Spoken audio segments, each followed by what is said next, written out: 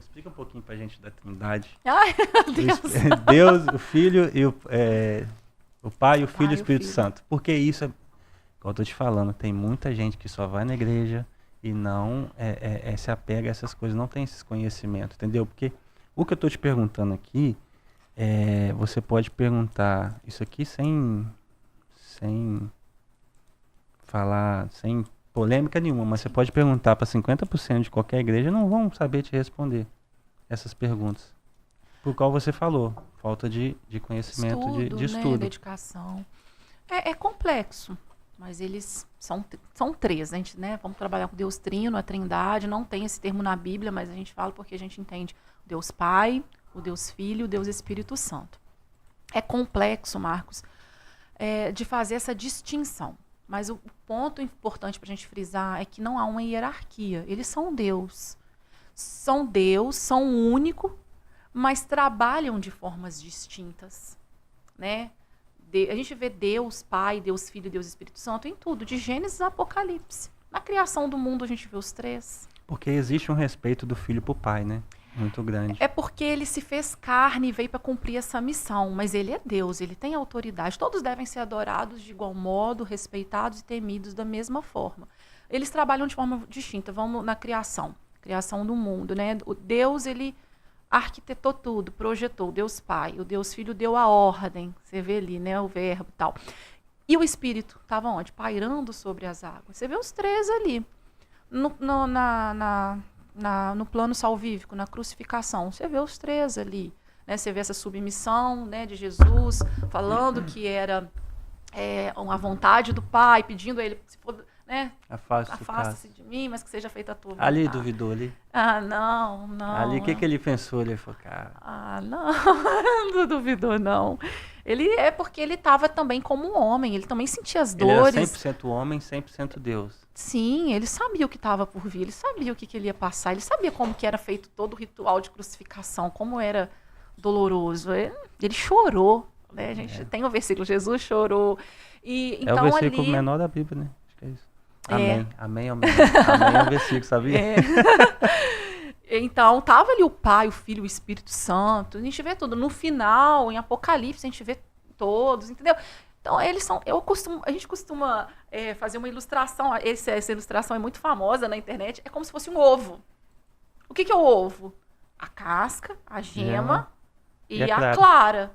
É, verdade. A clara sozinha, ela não é o ovo, ela é a clara. A gema sozinha, ela é a gema e a casca sozinha é a casca. Mas... juntos eles compõem o ovo. É verdade. Né? Então eu vejo assim, são três em um.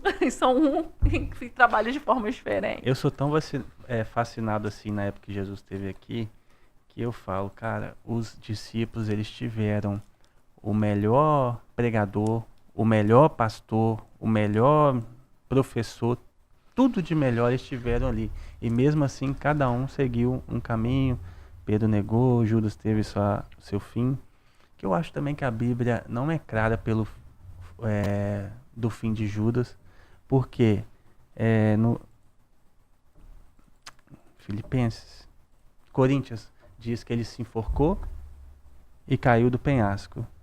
E não vou lembrar agora, fala que ele pulou do penhasco, entendeu? Então, assim, não dá para ter uma clareza, entendeu? Mas todo mundo prega que ele se suicidou, né?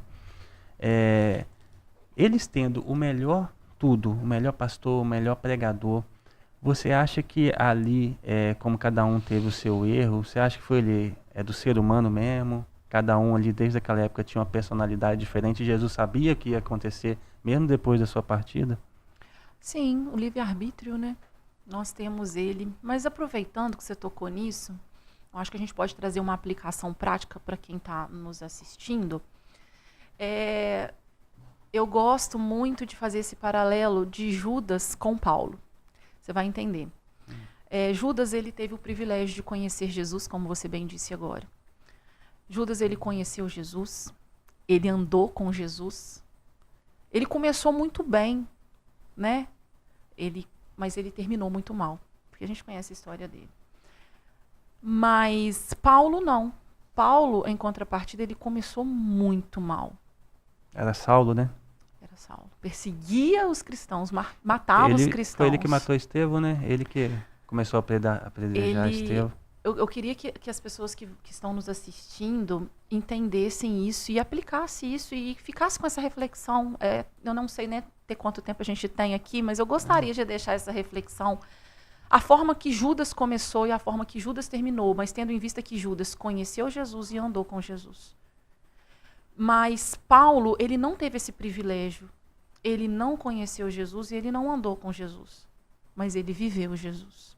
A ponto de dizer, não vivo mais eu, mas Cristo vive em mim. Então ele começou muito mal, perseguindo cristãos, mas terminou muito bem, morrendo para não negar a Cristo. Então o que eu quero dizer para aqueles que nos escutam, nos assistem? Não basta você conhecer Jesus. Não basta você andar com Jesus, como a gente disse. Né? Eu conheço Jesus desde pequeno, eu nasci em lar cristão. Eu ando com Jesus porque eu faço parte de um corpo, eu faço parte da igreja. Mas não basta. Eu acho que resume aquela nossa conversa, Marcos. Não adianta você só conhecer Jesus e andar com Jesus. Você precisa viver Jesus, a ponto de dizer, não vivo mais eu, mas Cristo vive em mim. Então, o grande diferencial, não só na vida dos discípulos, mas na nossa também, é isso. Muita gente diz que conhece Jesus, que anda com Jesus seguindo uma liturgia, um culto, uma igreja, mas não vive Jesus. E o que vai nos levar à nossa meta final, que é a salvação, que vai nos levar a Cristo, é a vivência com Jesus. Então, que nós possamos seguir o exemplo de Paulo. Independente, Marcos, de como nós começamos. Talvez nós começamos muito mal. Todo mundo aqui tem o seu passado, tem a sua história para contar. Mas o importante é como a gente vai chegar no final dessa corrida. No final dessa história. Então, ainda que alguém esteja vivendo um contexto difícil, um contexto errado, ainda dá tempo de mudar e dizer, não vivo mais eu, mas Cristo vive em mim. Então, a importância é, esquece o que você viveu, esquece aquilo que você passou. A partir de agora, como eu quero terminar essa história? Então é isso, eu acredito que Judas, ele pecou nisso. Conheceu, andou, teve esse privilégio, mas não absorveu e não viveu. Fala, galera! Gostou desse corte? Ó, curte, comenta, compartilha, tanto no YouTube, tanto no Instagram. Vai lá, curte, comenta aí, vai lá, tem um link aí, hein? Tamo junto!